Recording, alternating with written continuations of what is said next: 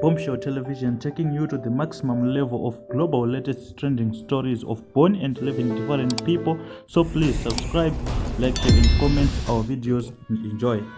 Atijuye dune zvinenge zvichipisa but ichi hachisi kupisa but zvinenge tichigo update rinongofana kungopawo kumafanzi kuspreada shoko kuti announcement inoseresa yabva kunaizaboom kuti mukomana Naizaboom the director haasi kufilabo saka haasi kunzwa zvakanaka saka that means kuti no more filming kunaizaboom no more editing hapana achi kuproducwa kwezvinhu zvese because Naizaboom is the producer and is the head of zvese zvinenge zvichiitika kunaizaboom saka zviri kuitika ndezvekuti mukomana ari kurwara and you know what to say in the comment section musati nyadzise mafanzi eBombshell Television tadza kuziva kuti panenge panzi munhu ari kurwara panokomendwa pachinzi chii saka post yacho tisikada kupedza nguva dee tinde umbo hwakazara ndeiyo irapo iyo post iyo iri kutaura kunzi tine urombo hwekuti chi director vari kurwara havasi kukwanisa kunge vachishuta